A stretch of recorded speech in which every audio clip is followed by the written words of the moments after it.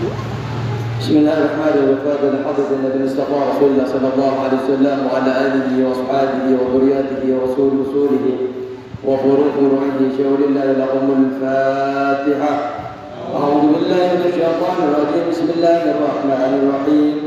الحمد لله رب العالمين الرحمن الرحيم مالك يوم الدين.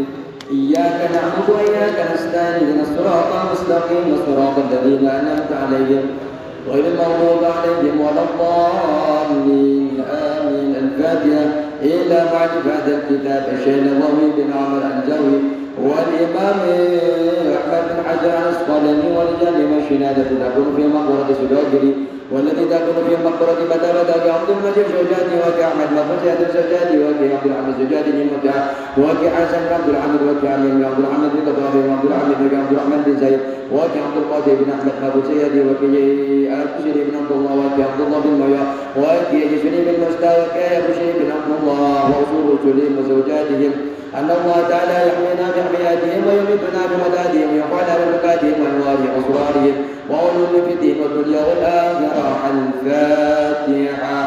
أعوذ بالله من الشيطان الرجيم. بسم الله الرحمن الرحيم.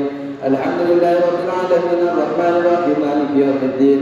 إياك نعبد وإياك نستعين اهدنا الصراط المستقيم صراط الذين أنعمت عليهم غير المغضوب عليهم ولا الضالين آمين. Al-Fatihah khususnya untuk seluruh jamaah yang hadir pada kesempatan kali ini pada malam hari ini ataupun yang menyimak dari rumah masing-masing, para pengurusnya, ketua DKM-nya, para aparatur daerah RT, RT dan RW-nya.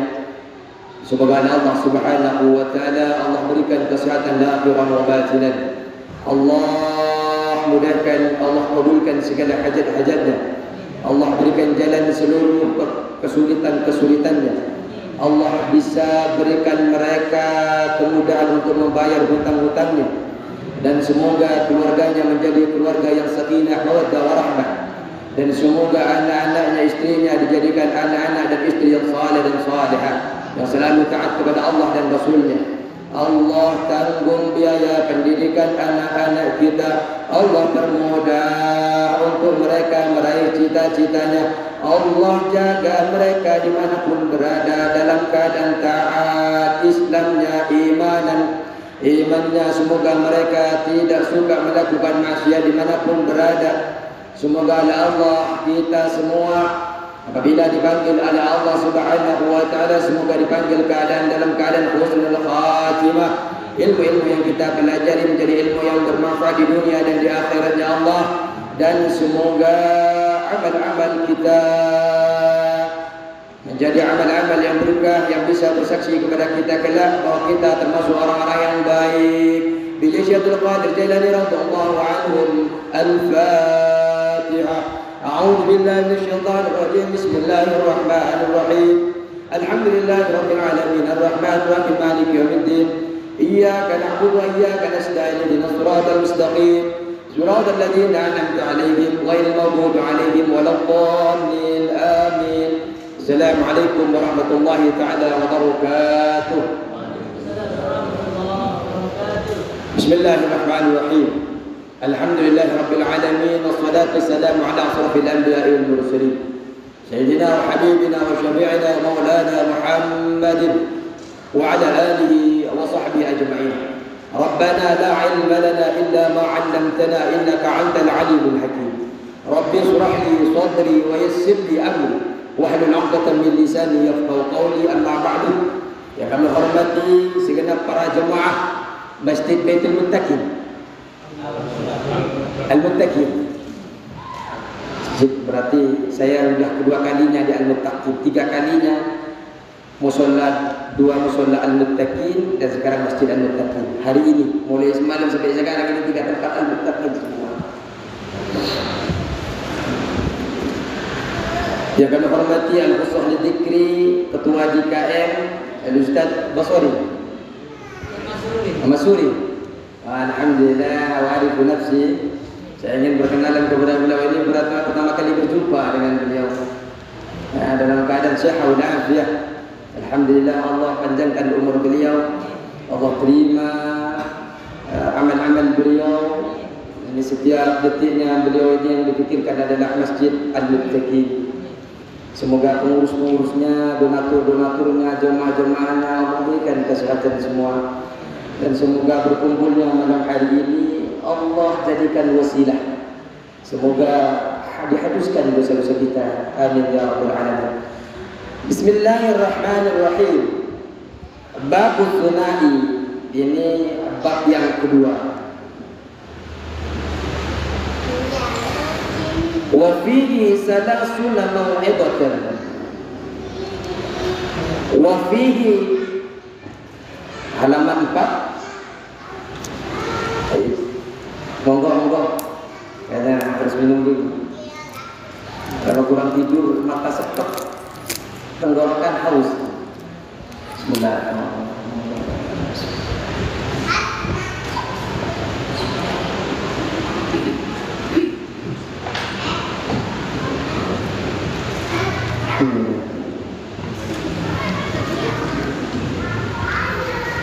Wa fihi salasuna mau'idhah.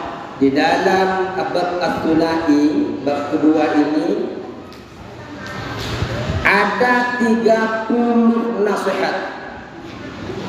Ada 30 nasihat. Arba'atun akhbarun. 4 merupakan hadis. Arba'atun akhbarun, 4 ini berupa hadis. Wal baqi atharun, dan sisanya adalah asar. Wal baqi atharun. Jadi di dalam bab ini ada 30 nasihat mau'idhah. Karena memang yang kita kaji ini adalah nasihat-nasihat terus. Jadi saya ini hanya menyampaikan isi kitabnya. Nasihat. Kalau datang dari saya tidak pantas. Yang ada di sini sudah lebih sepuh dari saya. Tidak ada yang lebih alim dari saya. Saya hanya membacakan, saya hadir ke sini hanya membacakan karangan Syekh Ibnu Hajar Al-Asqalani ini. Paling hanya menguraikan sedikit saja maksud daripada makna daripada nasihat-nasihat yang beliau sampaikan. Wa na'ni, dan kami maksud bil akhbari, dengan bahasa akhbar. Di depan itu ada kata akhbar. Aqwalan Nabi sallallahu alaihi wasallam, terhadap perkataan-perkataan Nabi Muhammad sallallahu alaihi wasallam. Jadi akhbar itu adalah perkataan-perkataan Nabi. Jadi hadis itu sebenarnya kan af'aluhu, aqwaluhu wa taqriruhu. Perkataan Rasulullah, perbuatan Rasulullah, ikrarnya Rasulullah. Rasulullah enggak ngerjain, tapi sahabat ngerjain, dilihat oleh Rasulullah, tidak dilarang oleh Rasulullah, ya hadis juga. Masuk kepada takrirnya, ikrarnya, sepakatnya Nabi terhadap perilaku itu.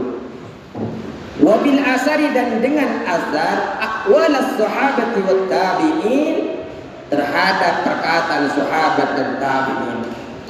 Kalau sahabat itu orang yang berjumpa di masa Rasulullah dan berislam, ini sahabat. Sedangkan tabi'in walaupun berjumpa di masa Rasulullah tapi tidak Islam, Islamnya ketika wafatnya Nabi. Nah ini tabi'in maksudnya. Makanya tabi'in itu nanti dibagi, ada tabi'in penggedeknya, kabirnya, ada tabi'in shagirnya, kecilnya. Jadi ada tabi'in yang muda-muda, ada tabi'in yang penggedek-penggedeknya, pembesar-pembesarnya. Di antaranya Uwais Al-Qarni. Itu sebenarnya kalau di dalam kisah kitab-kitab itu sezaman dengan Rasulullah, cuma tidak berjumpa dengan Rasulullah dan tidak Islam pada saat itu.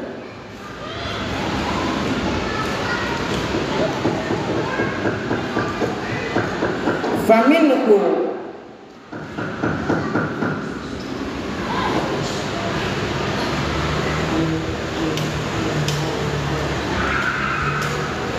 ay fal maqalatul ula, maka dari itu, dari mau'idhah tadi itu, dari bab Tsunai ini, fal maqalatul ula, maka adapun maqalah yang pertama, nasihat yang pertama, minal munabbahati, dari mengingatkan kematian, memberikan peringatan.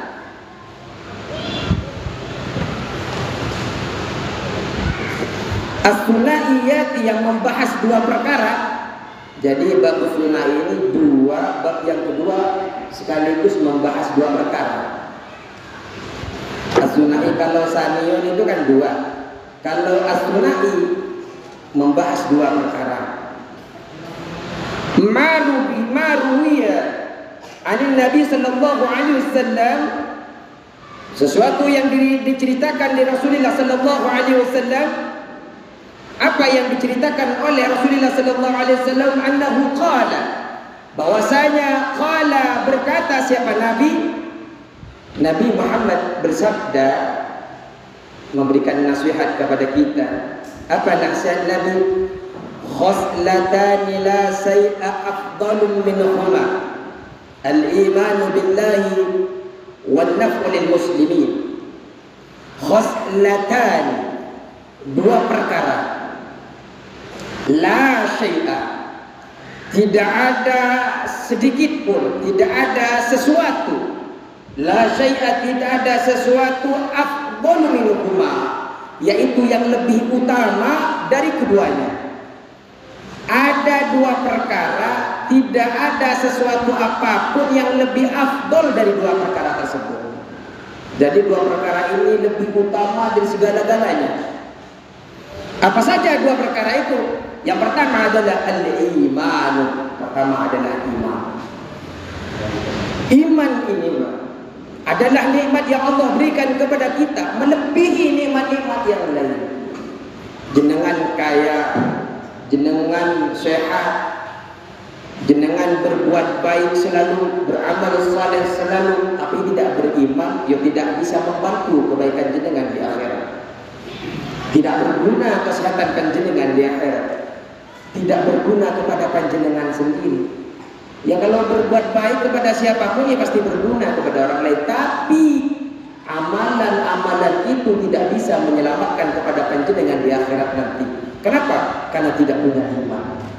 Panjenengan miskin, panjenengan pendosa, tapi ada iman. Akhir hayatnya panjenengan mati dalam keadaan Islam, percaya kepada Allah dan Rasulnya, masih ada harapan kita mendapatkan karunia Allah Subhanahu wa ta'ala. Makanya sebenarnya Pak, di dalam kitab Al-Hikam itu disebutkan, di syarahnya itu dalam Ibnu Ajibah, bahwa manusia itu, kata Rasulullah dalam hadisnya itu, bahwa manusia itu masuk surga itu bukan karena amalnya. Walaupun engkau ya Rasulullah, sahabat bertanya, iya walaupun saya masuk surga ini birahmatillah, karena sebab rahmatnya Allah Subhanahu wa ta'ala. Makanya kita ini Pak, beramal banyak, ada kalanya itu kosong di hadapan Allah. Terus ditanya, kalau begitu kenapa perlu beramal ya wahai Ustaz? Kenapa kita perlu beramal? Kalau bukan penentu masuk surganya ini adalah amal. Nah, beramal ini merupakan bentuk bagaimana kita bisa meraih karunia Allah Subhanahu wa ta'ala. Dengan beramal kita berharap Allah memberikan rahmatnya kepada kita. Makanya di dalam kitab Hikam dikatakan, alamatul i'timadi 'ala al-a'mal nuqsanur raja'i inda wujudiz zalat. Tanda-tanda orang itu menyandarkan diri kepada amal. Nah, ini kalau orang sudah berbuat amal itu seakan-akan dia bisa masuk surga dengan amalnya itu, padahal belum tentu. Makanya ada kata-kata mutiara dari Ibnu Athaillah As-Sakandari, tanda-tanda orang itu menyandarkan diri kepada amal, nuqsanur raja inda wujudiz zalat, berkurangnya pengharapan kepada Allah ketika dia melakukan kekeliruan, ketika melakukan kesalahan, dia tidak lagi berharap kepada Allah.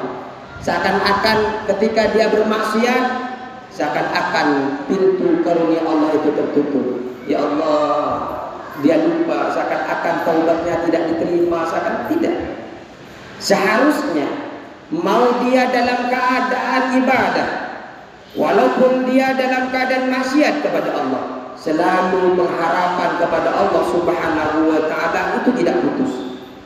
Selalu ada di dalam hati pengharapan, ya Allah, saya selalu ingin mendapatkan rahmat-Mu, karunia-Mu, ya Allah. Mungkin hari ini saya masih bermaksiat kepadamu, ya Allah, tapi saya yakin karena keimanan saya masih ada di dalam diri saya, ya Allah. Semoga saya bisa berubah, kalau tidak sekarang nanti, kalau tidak nanti besok. Terus begitu. Artinya selalu ada pengharapan di dalam hatinya, berharap pada Allah diberikan karunia. Ya cuma sedikit Pak, orang yang bermaksiat kemudian oleh Allah masukkan ke dalam surga ya sedikit. Yang rata-rata yang wabashshiril ladzina amanu wa 'amilus shalihat anna lahum jannatin tajri min tahtiha al-anhar. Rata-rata yang dimasukkan ke dalam surga Allah adalah orang yang beriman dan orang yang beramal saleh. Kalau tidak beramal saleh, apa yang diharapkan? Ya bisa saja jaiznya Allah itu bisa memasukkan kita ke dalam surganya Allah. Karena ada di zaman Nabi itu orang suka minum khamr, tapi karena sering membahagiakan Rasulullah, sehingga ketawa-ketawa Allah, ketawa-ketawa Islam, apa sahabat-sahabat, sehingga dia karunia itu turun kepadanya. Tapi itu kan susah untuk bisa mendapatkan karunia yang seperti itu. Artinya kita ini beramal sejatinya agar Allah itu cinta kepada kita, agar rahmatnya itu turun kepada kita. Jangankan beramal, kita memuji Allah itu Allah senang Pak. Wah, hamba-Mu lagi memujiku. Ketika kita bilang alhamdulillah, hamadani Allah, hamadani al-abd, hamba-hambaku itu sedang memujiku. Hamidani abdi, kata Allah, hambaku sedang memujiku. Ini ketika ada orang mengatakan alhamdulillah, senang Allah. Apalagi bisa beramal saleh. Makanya amal soleh itu Pak, bukan penentu, amal baik itu bukan penentu masuknya surganya Allah. Makanya di dalam kitab lain itu kan sebenarnya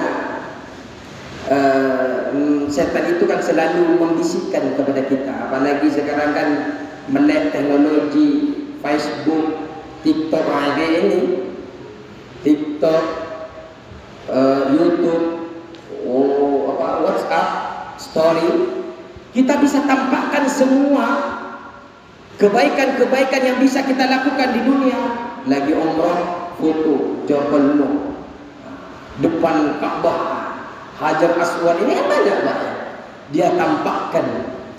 Setan itu selalu membisikkan di belakang telinganya, anta bihamdillahi minal mukhlisin, kata setan.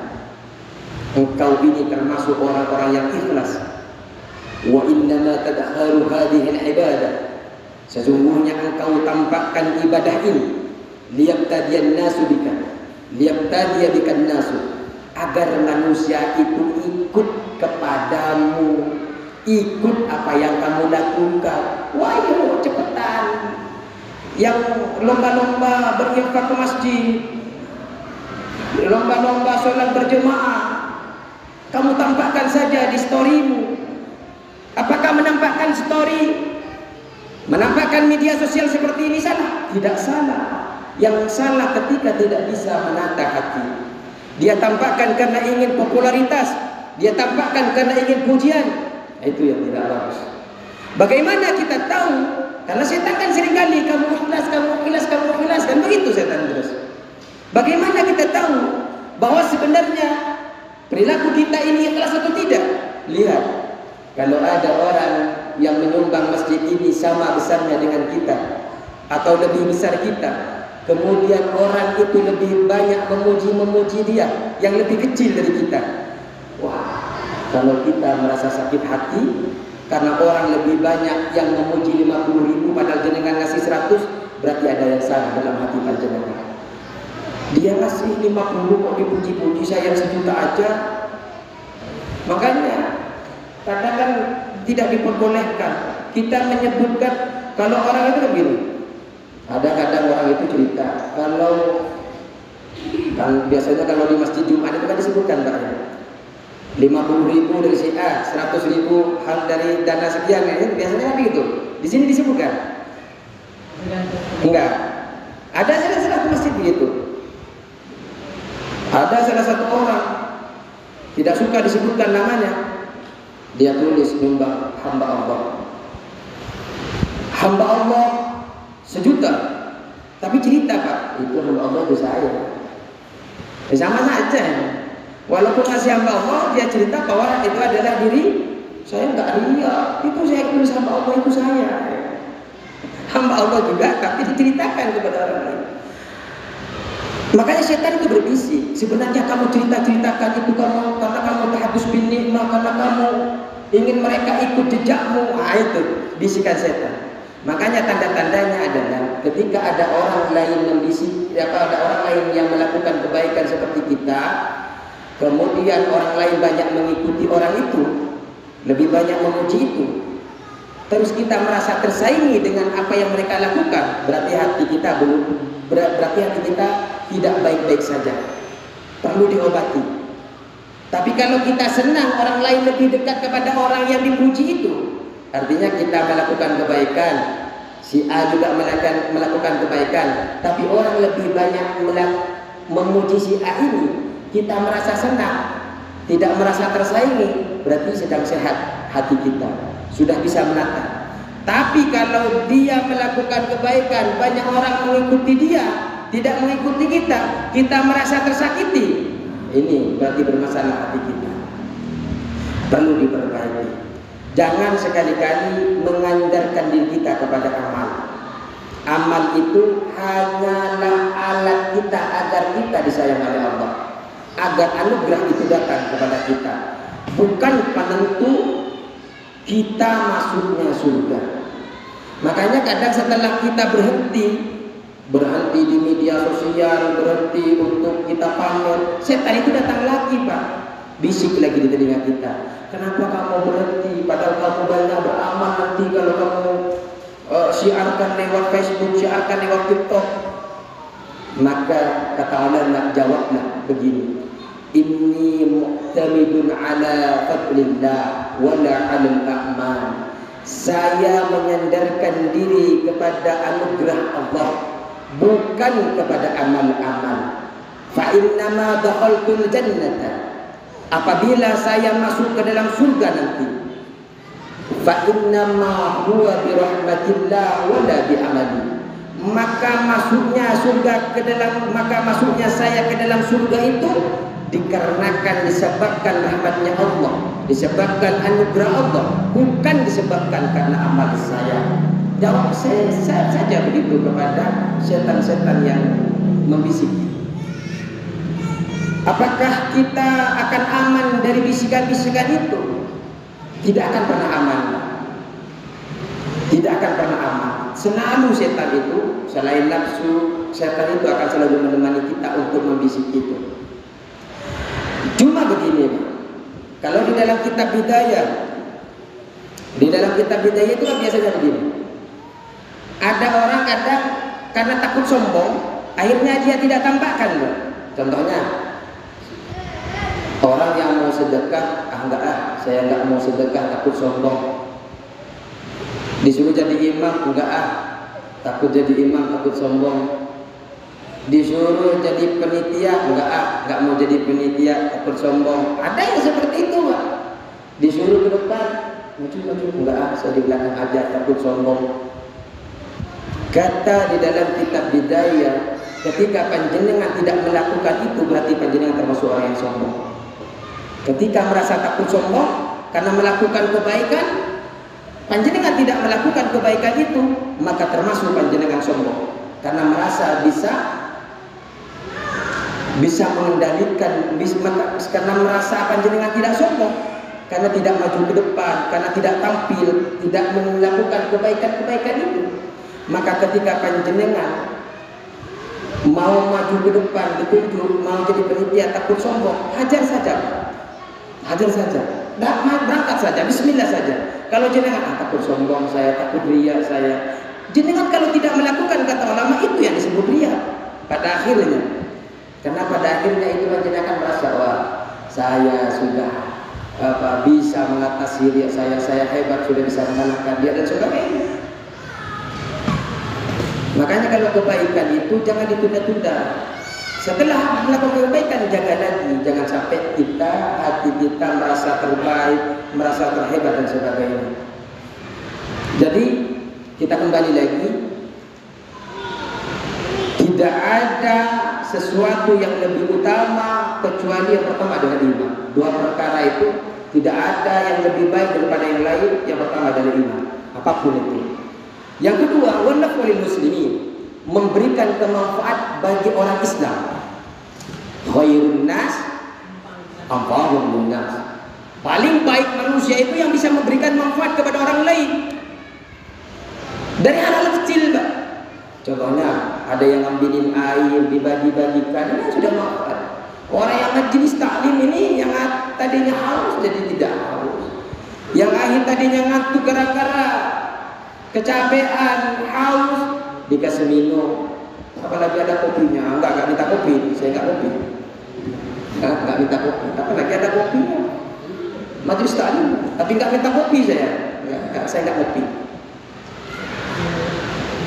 Ini jadi memberikan manfaat kepada orang lain. Bil maqali aw bil jahi aw bil mali aw bil badani. Bil maqali, baik dengan perkataan, bil jahi dengan kepangkatan, dengan pangkat, bil mali dengan harta, bil badani dengan badan.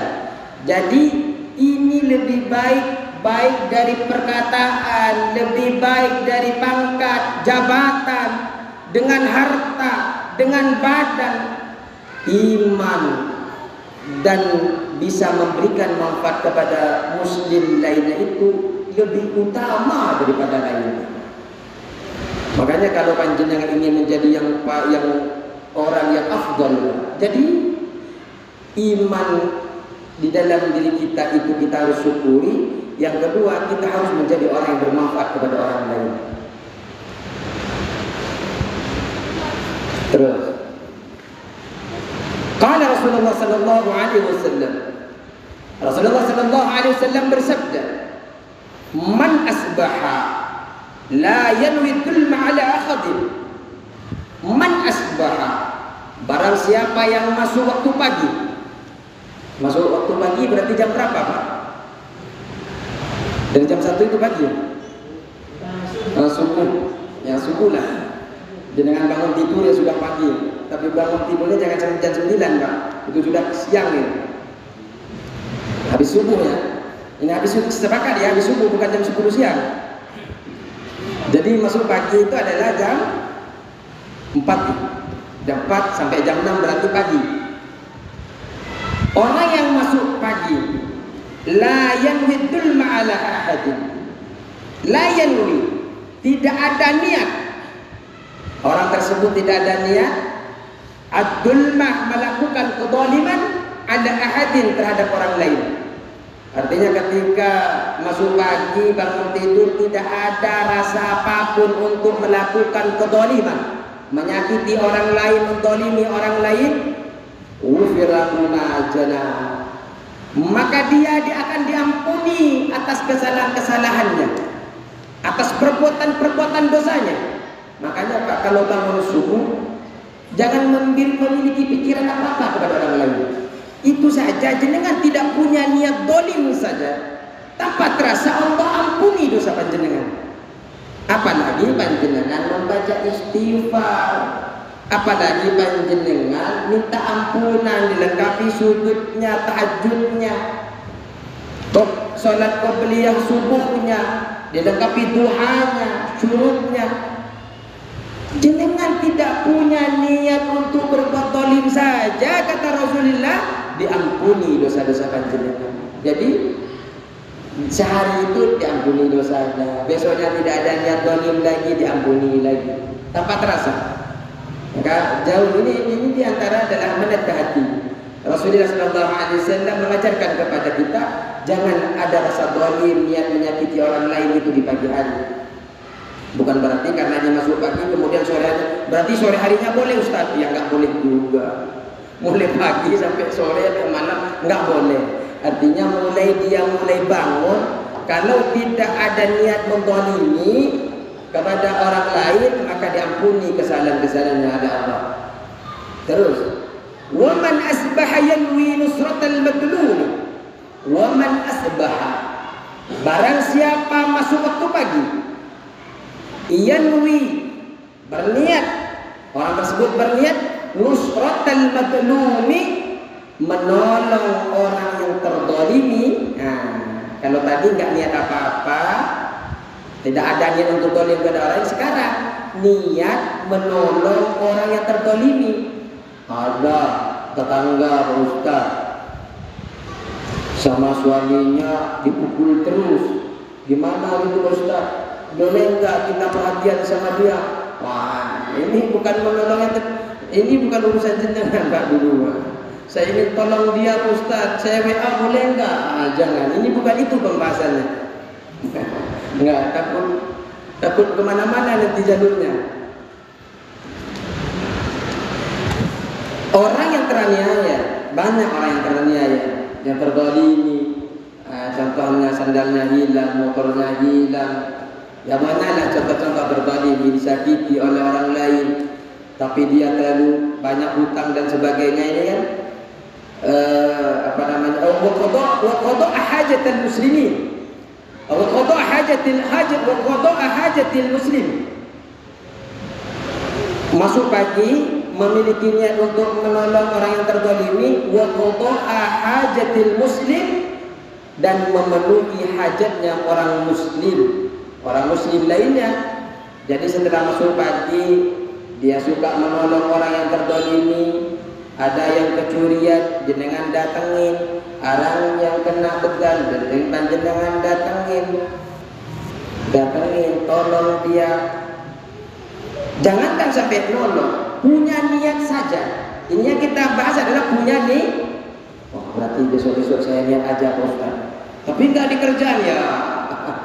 Artinya nanti berawal dari niat ini bisa, siapa tahu bisa bermanfaat selanjutnya.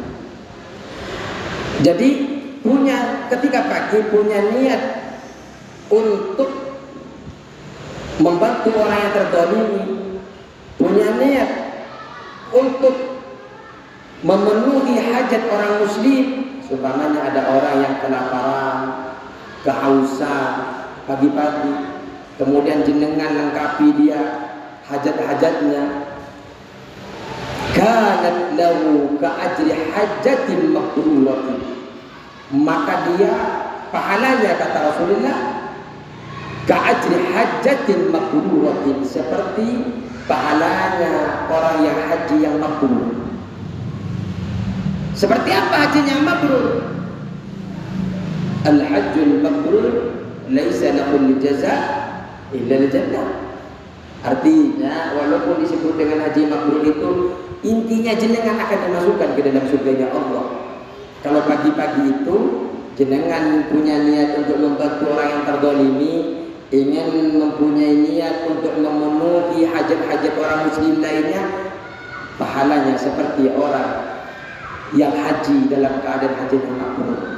Orang yang haji aja belum tentu mabrur semua. Banyak yang hajinya itu ya karena pengen titelnya. Ini kan salah. Haji itu kan karena Allah. Perihal orang lain memanggil dengan titelnya, ya bukan urusan dia, urusan orang yang manggil. Kadang kan kalau nggak dipanggil haji nggak boleh. Fuad. Wah, haji mahal kok nggak dipanggil haji. Baru haji Fuad. Ada apa? Emang ada nama Fuad di sini? Ataupun ada nama Fuad? Tidak ada. Menyinggung. Saya belum kenal soalnya satu-satu, tapi ada nama Fuad. Mahal Ustaz haji Ustaz, makanya harus disebutin. Saya kalau nggak dipanggil haji nggak noleh Ustaz. Kenapa? Nunggunya 10 tahun. Niatkan, karena nunggunya 10 tahun, 20 tahun, Pak. Niatkan panjenengan hajinya karena Allah. Perihal di sini nanti dipanggil apa saja, jangan pernah sakit hati dalam hatinya panjenengan. Murnikan niat kepada Allah. Kalau jenengan sakit hati karena tidak dipanggil haji, bermasalah jenengan haji. Sudah haji, ada yang haji di sini? Enggak ada. Semoga semuanya kita berangkatkan ke Mekkatul Mukarramah ziarah haji. Ya Allah, mudahkan kita semua ya Allah bisa ziarah kita sebenarnya pengen ya Allah kabulkan ya Allah. Semoga ditakdirkan kita semua ke Mekkatul Mukarramah, Madinatul Munawwarah. Ya Rabbal alamin. Wa qala alaihi salam, kemudian Rasulullah sallallahu alaihi wasallam bersabda, ahabbul ibadi ila Allah Ta'ala, paling dicintainya seorang, paling dicintainya hamba-hamba di sisi Allah, anfa'un nasi, yaitu orang yang paling bermanfaat, ada orang yang memberikan manfaat, manusia yang memberikan manfaat linnasi bagi manusia lainnya. Jadi hamba-hamba yang lebih dicintai di sisi Allah itu adalah orang-orang manusia-manusia yang memberikan manfaat kepada manusia lainnya. Ini dicintai Allah, lebih disukai oleh Allah. Makanya Pak, kita ini hidup di dunia ini sejatinya harus merasa pengen dicintai, pengen diberikan rahmat. Apalagi memang kita tidak akan selamanya hidup di dunia ini Pak. Kita tidak ada kuasa di dunia ini. Makanya seharusnya setiap detik, setiap gerak kita sampai duduk panjenengan ini niatkan karena Allah. Kalau tidak niat karena Allah, rugi panjenengan. Udah capek duduk, pentingan yang nyender seperti kita berempat ini kita nyender pentingan. Yang lain ini kan kita nggak nyender, nggak niat karena Allah lagi. Tapi saya yakin yang hadir ke sini semuanya niat karena Allah. Tidak ada yang diberikan bingkisan di sini nih Pak. Ya, mau kopi belum keluar. Ya, jangan ngaji, nggak fokus minum kopi nanti. Biar nggak ngantuk, jenengan. Waqtul a'mali, dan lebih bagusnya, lebih utamanya amal. Saya tanya lagi, saya jelaskan lagi, amal itu Pak, harkatul qalbi awil jism, bergeraknya badan, bergeraknya hati itu disebut dengan ada kalanya amal itu mendapatkan pahala disebut dengan taat, ada kalanya gerakan kita itu mendapatkan dosa disebut dengan maksiat. Artinya hati bergerak sedikit, saya buka kancing, saya pakai kancing, saya duduk di sini, saya setel ini, itu namanya amal. Amal itu bisa mendapatkan pahala, bisa mendapatkan dosa. Saya megang air ini, bisa saja saya berpahala, bisa saja saya tidak berpahala Pak. Tergantung niat dan manfaat daripada yang saya gerakkan tadi. Kalau saya gerakkan ke atas ingin memberikan pemahaman dalam ilmu, insya Allah akan memberikan pahala. Apalagi saya minum, yang ngasih dapat pahala karena kita minum ketika majlis ini air ini Pak, harganya sama-sama paling mahal itu 16.000, 17.000 atau 20.000 kalau di sini karena jauh dari depan. Harganya sama, cuma nilainya di sisi Allah berbeda. Karena kita minum bersama-sama ketika di dalam majlis ta'lim, membantu kita di dalam kajian-kajian, karena mempermudah orang yang beribadah termasuk ibadah. Jenengan tidak ibadah, yang ngasih ini mungkin masih tinggal di rumahnya tidur-tiduran, tapi mempermudah panjenengan ibadah itu termasuk ibadah. Ya udah Ustaz, besok kasih air aja, nggak usah ngaji. Oh ya, jangan gitu Pak. Enggak, saya harus jelaskan, takut begitu. Di sini orangnya kritis-kritis, harus saya jelaskan dengan itu. Wa afdalul a'mali, tahu dari mana kritis? Ketika duduk di belakang itu pertanyaannya banyak, yang kritis gini, makanya harus diperjelas. Memang harus kritis. Islam itu harus bisa, Rasulullah itu Pak, hukum-hukum, karena banyak sahabat-sahabat yang kritis, kemudian hukum itu ada. Cuma sebenarnya ketika hukum ada, itu malah mempersulit kita Pak. Semakin hukum itu ada, sebenarnya mempersulit kita. Coba nggak ada hukum, wah enak kita nikah nggak cuma 4 Pak, bisa dibatasi, kan suka dibatasi kan? Tapi saya yakin walaupun tidak dibatasi, tidak akan ada yang berani di sini. Kita tanya orang kaya-kaya, ada jamaah-jamaah saya kaya-kaya di sana itu, kok nggak dua, padahal kan masna wa thulatsa wa ruba. Di dalam Al-Quran itu yang disebutkan 2, 3, 4, bukan 1 yang pertama itu. Ketika tidak mampu baru 1. Kalau dikaji kan disuruh coba 2 dulu, 3 dulu. Terus kenapa Ustaz enggak begitu? Wah, ini bisa jawabnya kalau ditanya Ustaznya kenapa? Nah, Ustaznya bukannya tidak berani, istri saya aja yang lebih berani daripada saya. Baik. Waqulul amali. Adapun yang paling utama daripada amal-amal, idkhalus sururi ala qalbil mu'minin, memasukkan kebahagiaan atas hati orang mukmin, memberikan kebahagiaan kepada orang mukmin lainnya merupakan paling utama amal-amal. Amal yang terbaik itu adalah panjenengan bisa membahagiakan orang lain. Itu maksudnya. Jenengan memberikan kebahagiaan orang lain termasuk panjenengan melakukan paling utamanya amal.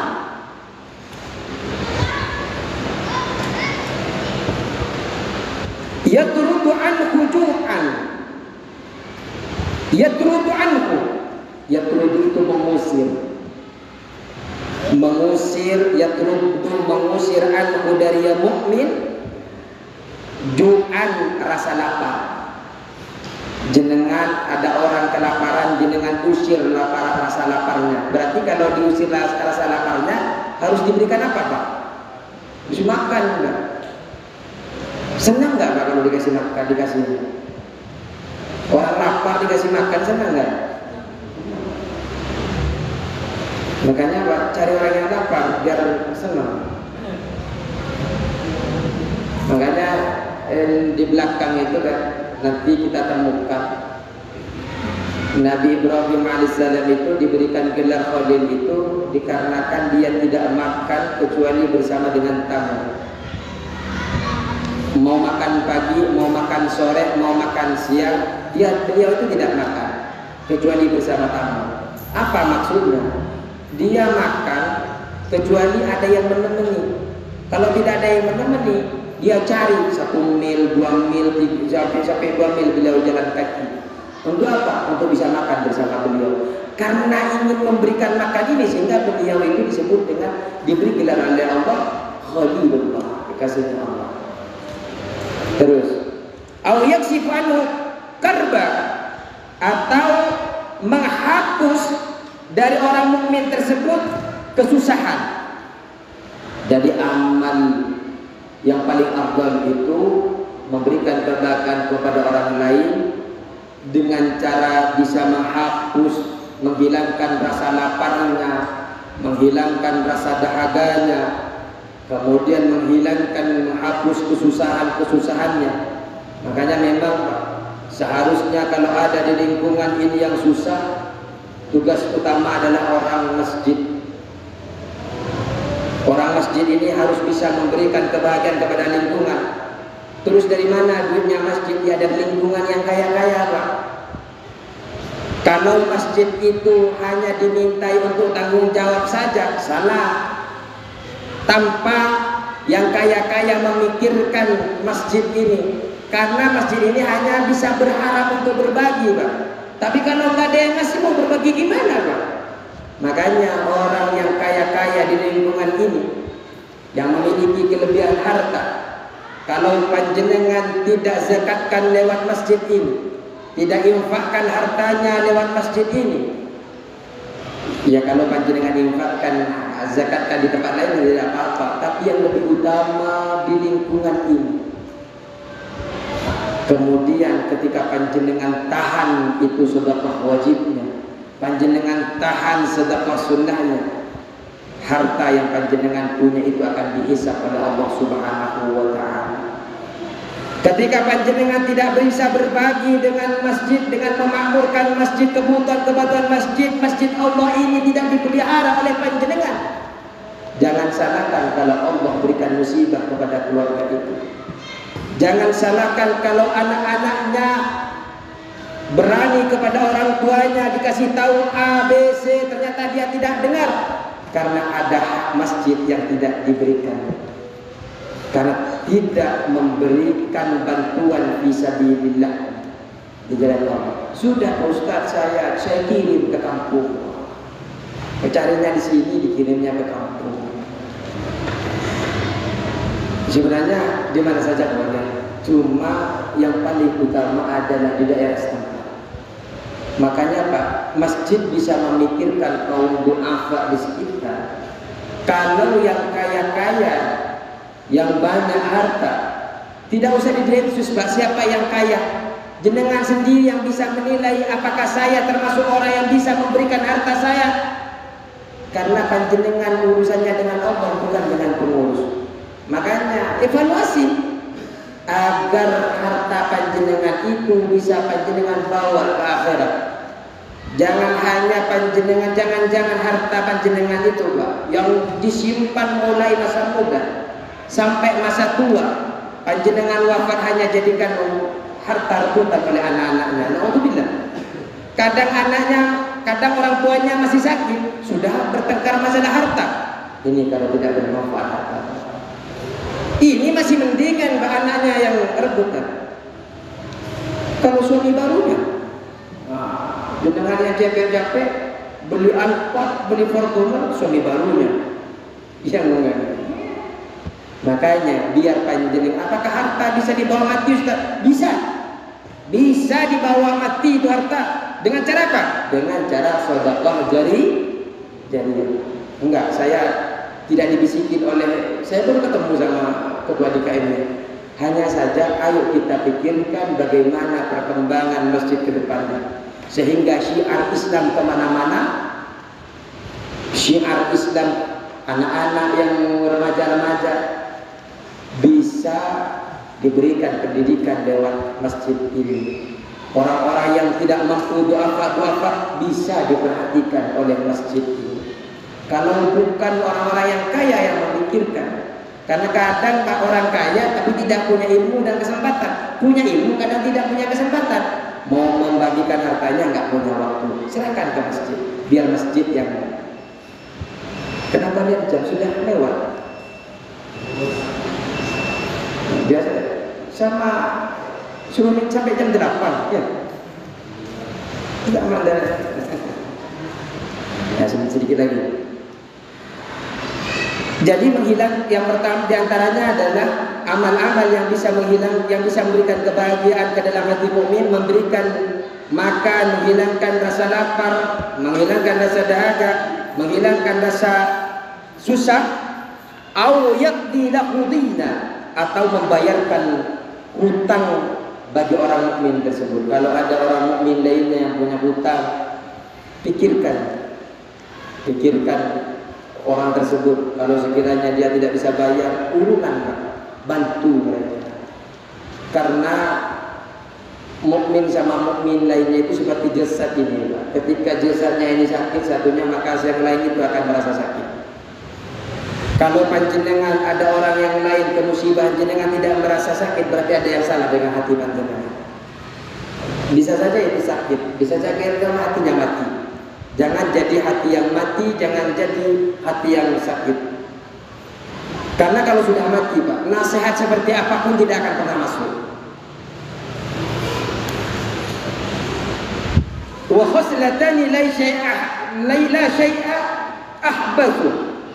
Dan dua perkara ini tidak ada yang lebih jelek atau anjatu yang lebih najis minhuma dari kedua perkara. Kalau tadi itu dua perkara yang lebih baik, kalau sekarang ada yang lebih buruk dari dua perkara. Tidak ada yang lebih buruk daripada ini. Apa? Yang pertama adalah asyirku billah, syirik kepada Allah. Syirik itu Pak, ada yang syirik khafi, samar, ada yang memang syiriknya besar. Yang jelas besar itu kita menganggap Allah dua, menganggap Nabi bukan, menganggap kekuatan Allah itu dua, Allah itu tiga, matahari itu Tuhan, itu jelas syirik besar. Yang terkadang kita tidak sadar adalah sehari-hari kita, Kalau tidak pakai motor ini seakan-akan tidak bisa sampai kepada kerjaan. Kalau tidak minum obat ini seakan-akan kita tidak bisa sehat. Padahal sebenarnya obat itu hanya sekedar wasilah, hanya sekedar perantara. Panjenengan bisa sehat itu bukan murni obatnya, bukan murni dokternya. Karena ada yang bilang, saya kalau nggak ke dokter nggak sembuh, saya kalau nggak klinik itu nggak sembuh. Salah, ditata ulang. Alhamdulillah, wasilah dokter itu, wasilah obat ini, perantara dokter itu. Tapi kalau bilang begini, kalau nggak klinik itu, asuransi saya nggak diterima Ustaz. Nah, itu bisa, nggak apa-apa, karena asuransi belum tentu diterima di klinik manapun. Tapi kalau jenengan merasa hanya dengan asuransi itu bisa menyelamatkan jenengan, itu salah. Karena Allah tidak pernah membatasi rahmatnya dari bentuk apapun. Maka yang pertama, jangan pernah syirik kepada Allah. Jangan pernah memiliki keyakinan, pemahaman bahwa ada kekuatan yang melebihi atau setara dengan Allah.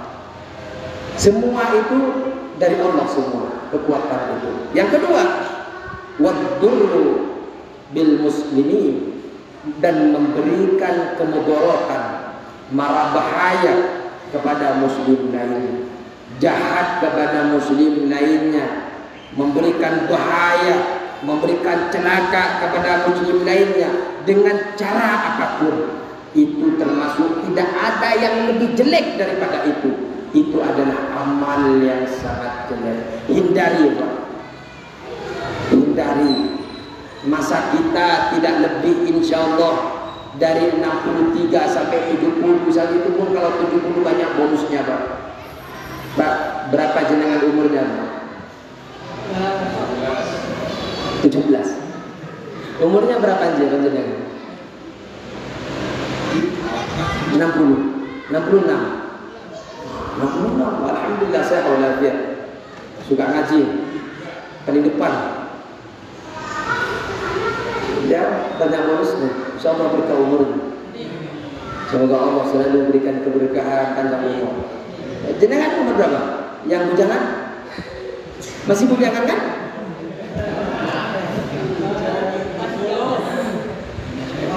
Hah? Enggak. Yang di belakang bujangan? Bukan.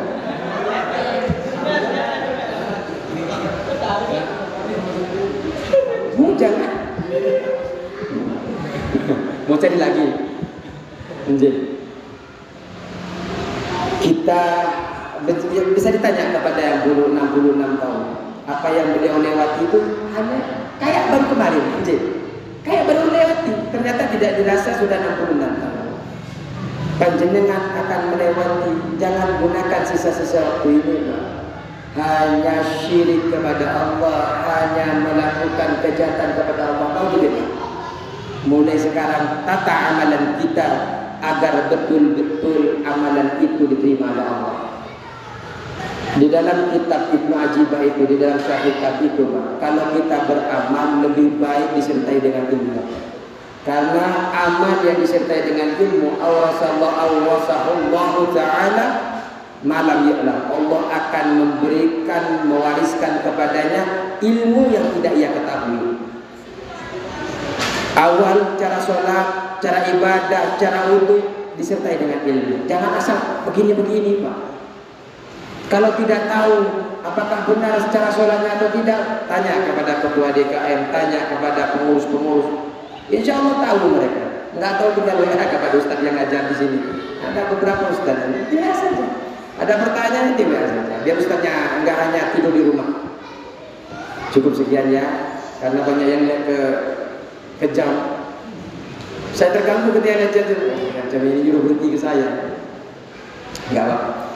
Cukup sekian. Kalau ada permasalahan nanti bisa kita komunikasi di depan biar lebih panjang waktunya, tidak mengganggu kepada orang yang melakukan sholat. Wallahul muwaffiq ila aqwamit thoriq. Wassalamualaikum warahmatullahi wabarakatuh.